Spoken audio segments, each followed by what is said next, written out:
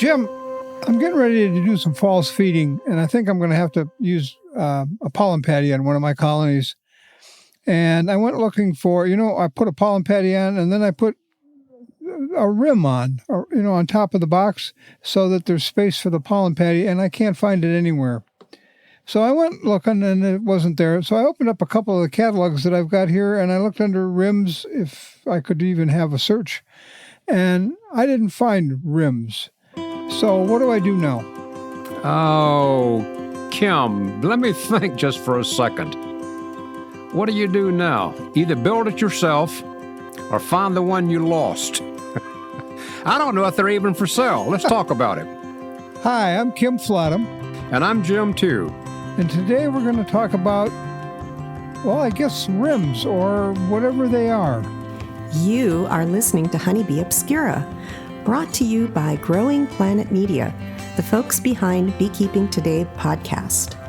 Each week on Honeybee Obscura, hosts Kim Flottam and Jim too explore the complexities, the beauty, the fun, and the challenges of managing honeybees in today's world.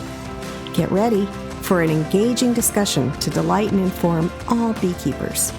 If you're a long-timer or just starting out, sit back and enjoy the next several minutes as Kim and Jim explore all things honeybees. I just thought everybody had them. I mean, it's just everybody talks about, you put a rim on, you got some space to put things in, and you close it up, and the bees take it from there. But it seems to be not that simple. Well, yes and no. First of all, I'm not a spacer expert or a rim expert. Could I just say that right up front? Yes, you can. But I've got a history with these things. And when you say it's not in the catalog, yes and no. Because when you do anything to these simple devices, they're the same size as the equipment. They're usually 3/4 inches square stock and the same dimensions as the equipment, but if you do anything else to them, the name changes.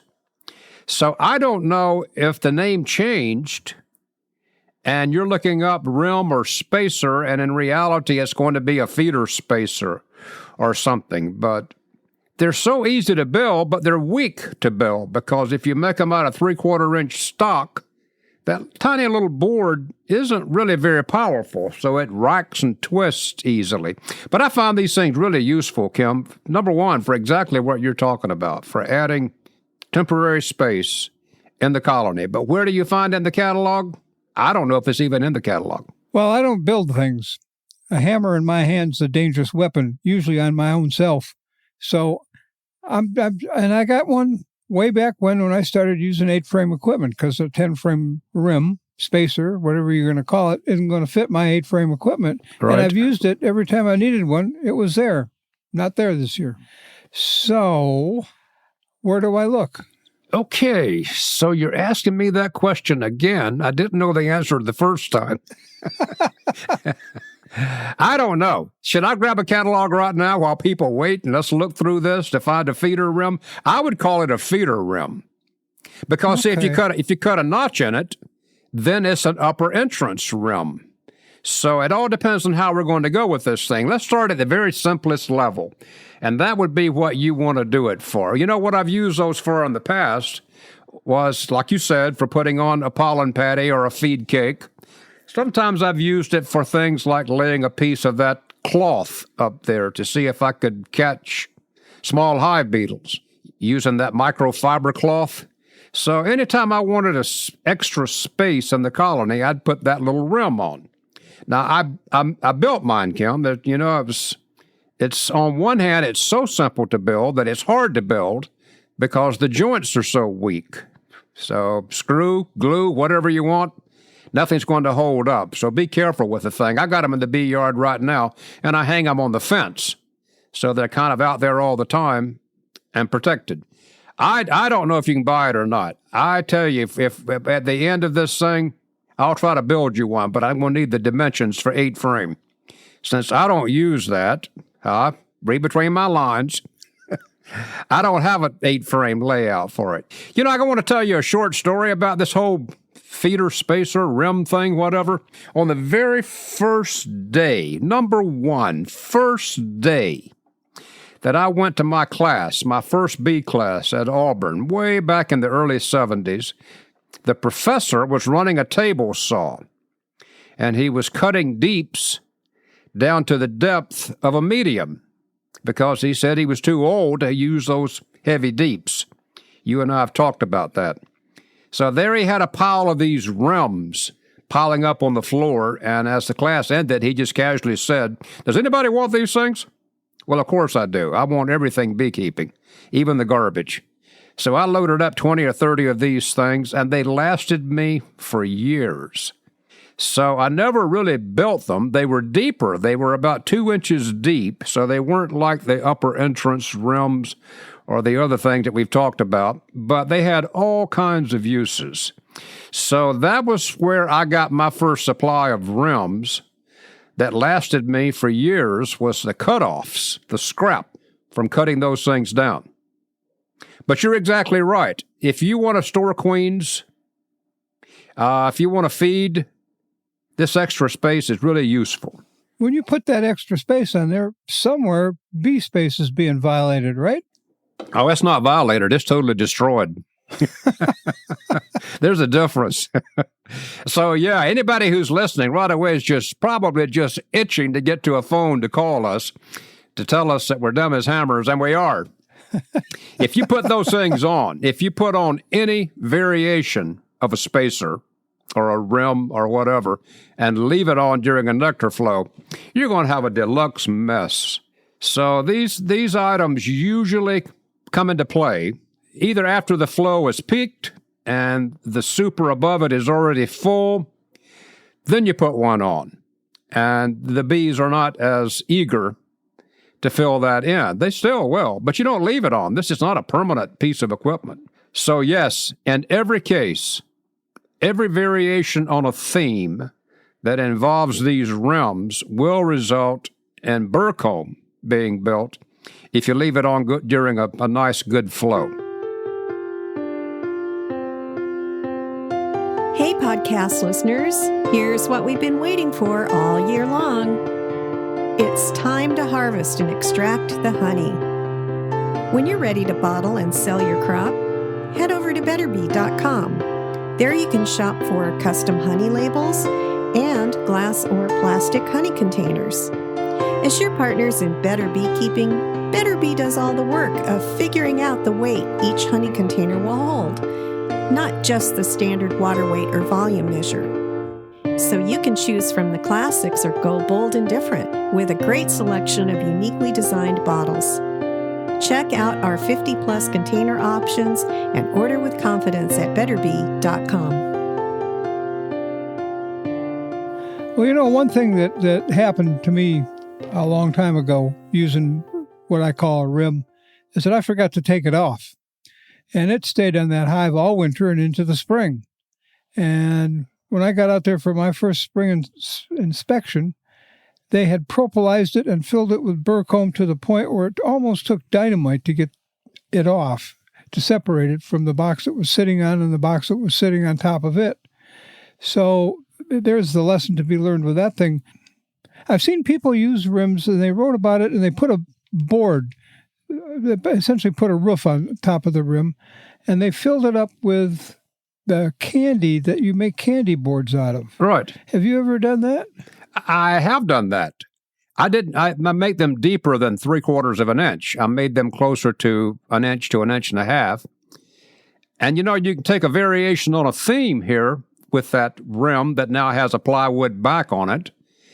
You can use it not only for a feeder board, but you can also put a piece of absorbent cloth on it and use it as a bee escape board, as a repellent board, where you put on the smelly stuff if you're inclined to use that to repel bees from the supers. So you see, then it's no longer called a rim, a feeder rim or whatever. Then it's a repellent board. in that case. So it really depends on what you've modified. Along that same line, since we're just doing this as we go along, if I took those rims that I had all those years ago at Auburn, one of the things I did with them was put window screening on the top and just tacked it on with the compression tacker. And then, voila, I had a screened entrance moving device, to close a colony up to move it. Oh, yeah. Now, when I did that, if you're going to, anybody trying to do that, don't use a readily available fiberglass window screening because it sags. When the bees hang on it and on its own weight, it'll sag. So I needed to use aluminum screening. And then as years passed, I went the whole way to 8-mesh hardware cloth and made heavy-duty window screeners out of that. Did you use that screen on both sides of that box that you made, or just one side? I don't know if you're trying to trick me or not. No, just on one side. But, Kim, if I put screening on both sides of the spacer and then put a notch in it, then I would have this thing called a double screen. The old people called it the Snellgrove screen, and you could use that to make colony splits. The thought was that the environmental conditions in the larger unit below would percolate up through the double screen to the divide up top. Is that true or not? I don't know. What do you think? Well, since I've never done it, I don't know. Let's see. If you've got a colony below, then you've got essentially a dead space. A dead space is a good way to describe it. And then you got a colony above that. Yep. If you had a queen in that bottom and not a queen in the top, you'd get some kind of behavior, thinking maybe they had a queen, they just couldn't get to her. Or maybe they would start thinking they didn't have a queen. I don't know. Well, they see that what we're trying to do, what the old guys were trying to do was control humidity and temperature. Because up top in that nuke, probably a smaller colony, I was trying to introduce a queen. So you can buy those boards. They're not escape boards, but you can buy those double screens in the literature and the catalogs. And they're used for making colony splits. And it's nothing more than a spacer rim with screen on both sides. Uh-huh. And on a theme now, just to review, if you put the screen on one side, it can be a moving cover for you to use when you're packing up and moving bees. So these things, I use a rim just to see if it'd help. A few winters ago, I put a 2-inch rim up top, and then I put a quilt. It's actually just an old used-up bath towel. And I put that on top of the colony to see if that upper insulation would do anything. It absorbed moisture. Of course, the bees glued it soundly with propolis to the top bars. But, the old guys always had insulated tops on those thicker tops, that a kind of rim that they had filled up with. So, in this discussion we're having, one of the things you can do is use that spacer up top to provide insulation for the colony.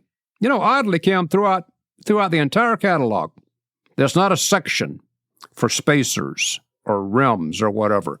They're just mixed in here and there, and they each have different names. In a strange way, is it a strange way or not?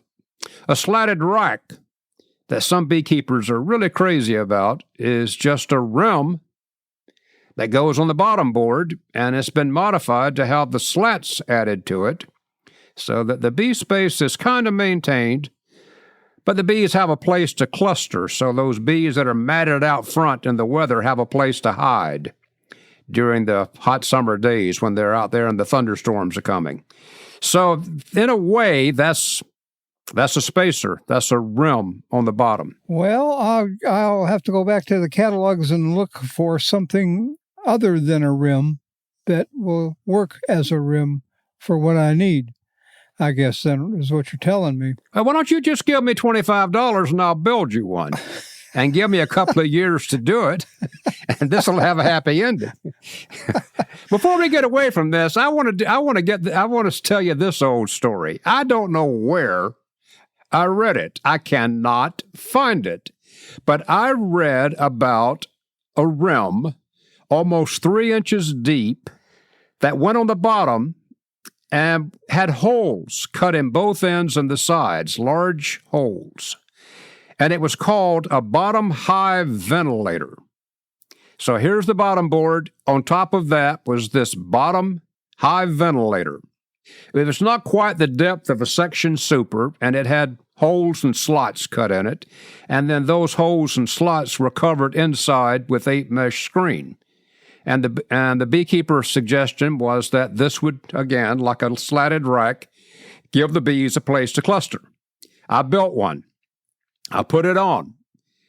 And I did what you and I discussed. The flow's over. The colony is established. There's not a major nectar flow going on. And the bees did build what I would call ladder combs to connect the bottom board to the frames above, but they didn't build a lot of it.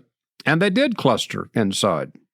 And then the famous tornado of 2010 blew through and destroyed everything, to include my only version of that. It's destroyed. I've got a few pictures of it. But Kim, there is in the literature, buried out of sight, a device that goes on the bottom, a very bottom spacer that goes between the bottom board and the bottom deep, that has ventilated holes cut in the side.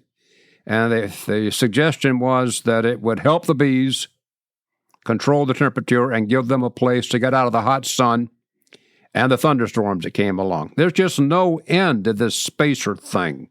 In a way, an inner cover is a rim that's just filled in, just like we were discussing a bit ago with the candy board. With the candy boards. I mean, an inner cover is just a variation on that. Well, you were mentioning two things just kind of popped in my mind that don't have much to do with what I need a rim for right now. But if you've got a rim up on top that you fill with insulation, then you've got way too much ventilation in the winter. You've got warm air coming up there enough to soak that towel you put up there.